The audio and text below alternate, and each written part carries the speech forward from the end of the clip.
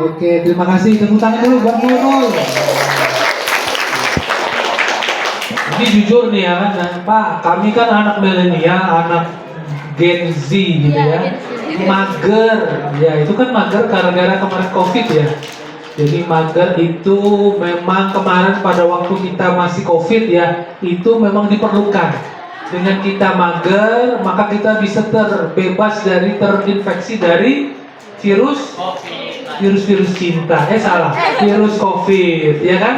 Nah, tapi kan itu tidak mungkin terus-terusan, ya kan? Karena dampak dari mager ini banyak banget.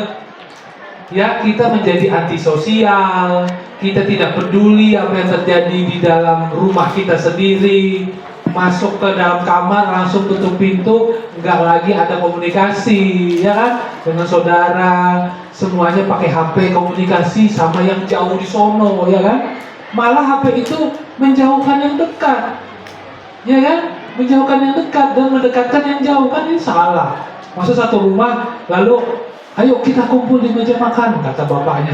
Baru kumpul tapi kirim pesan pakai WA, kan nggak mungkin. Ya kan, itu dulu pada waktu pada waktu COVID, mager itu memang diperlukan pada waktu itu. Sekarang kan sudah habis COVID-nya, sudah kita kirim ke Korea Utara sana, ya kan. Jadi harus berubah.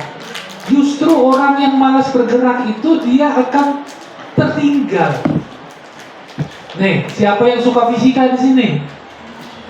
Dari wajahnya nih sukanya cuma Kesenian. Hah? Kesenian. Kesenian semua ya.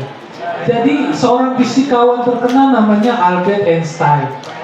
Nah, yang rambutnya agak awut-awutan begitu, kumisnya panjang, dan ada filmnya itu kemarin.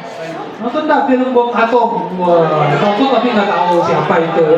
Itu kan ada Albert Einstein meskipun sebentar. Nah, Albert Einstein itu dia seorang fisikawan, ya, orang yang memikirkan alam semesta. Dia termasuk juga rumus E sama dengan MC kuadrat ya. Nah, itu nanti diajarin sama guru fisika tuh, menghitung energi. Nah, Albert Einstein pernah mengatakan, saya itu setiap hari paling senang naik sepeda. Kenapa? Ketika naik sepeda itu dia bergerak, dia nggak mager dia. Bayangin, orang seperti Albert Einstein yang sudah tua, tetapi mencari inspirasi dengan naik sepeda.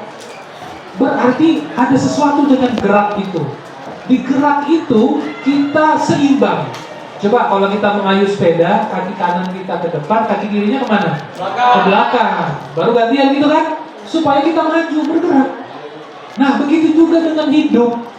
SMP 3 ini, kalau begini-begini tidak ada perubahan, tidak ada inovasi, maka akan tertinggal dengan zaman. Akan tertinggal dengan SMP-SMP baru yang begini, yang lebih maju, yang lebih inovatif, yang lebih fasilitasnya. Jadi bergerak itu perlu supaya kita sesuai dengan zaman. Bayangin kalau kamu belajarnya pakai buku kurikulum K13, bisa nggak kamu nanti bersaing dengan orang lain? Orang lain semua pakai kurikulum merdeka, ya nggak? Tertinggal. Bapak Ibu guru di sini mau nggak kalau mata uangnya itu tidak berubah? Ya, zaman Soeharto. Ya, itu ada Pak Presiden Soeharto dulu uang 50.000-nya. Mau nggak pakai uang lama? Nggak mau, maunya sekarang pakai uang yang mana? Yang merah-merah ya, Bapak Ibu ya. Karena di situ ada Presiden Soekarno dan Hatta. Jadi perubahan itu perlu. Kalau kita mager, maka berarti kita tidak mau berubah. Otak kita ini ketika dibawa diam, maka dia diam. Bagaimana cara menggerakkan otak kita? Ya kita gerak. Kita gerak begini, otak kita akan ikut bergerak.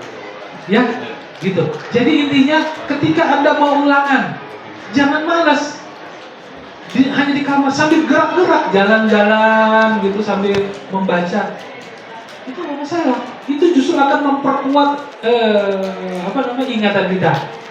Apalagi kalau sampai diucapin, ya. Misalnya rumus E sama dengan MC kuadrat diomongin gitu, akan cepat ingat. Jadi mager itu sudah tertinggal, sudah kuno. Kita akan tertinggal terus sama Korea menghasilkan produk-produk dengan film-film itu? Film Drakor, ya, K-pop. Itu karena mereka terus bergerak membuat karya-karya. Kita menjadi pemakai, mendengarkan. Mereka makin kaya, kita makin miskin. Beli pulsa terus, nonton Korea, ya kan? Masa kita nggak bisa bikin film? Kan saya suruh tadi bikin video itu supaya kalian bisa mengalahkan sutradara dari Korea. Oh, saya bisa bikin video tentang membuat kebersihan toilet. Ya, itu kan bisa. Handphonenya sama, tinggal hilangkan magernya. Yang muncul adalah kreativitas. Jangan mau kalah. Kalau perlu, saya berjanji suatu saat film buatan saya akan digemari orang di Korea. Itu. Jangan sebaliknya, kita hanya nonton film Korea, mereka nggak pernah nonton film Indonesia, ya kan?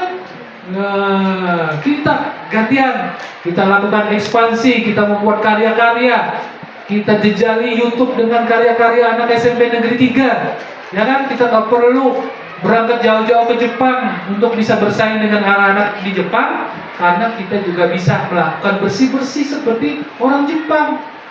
Siapa yang suka nonton bola di sini? Ya, suka nonton nggak kalau setelah selesai pemain atau penonton dari Jepang itu kalau main di stadion, apa yang mereka lakukan? Kalau orang Indonesia begitu timnya kalah, marah-marah dia, teganginya kursi itu. Indonesia ini jauh-jauh datang sini kalah lagi. Bari Supan marah ya, tangkap polisi habis itu. Jepang enggak.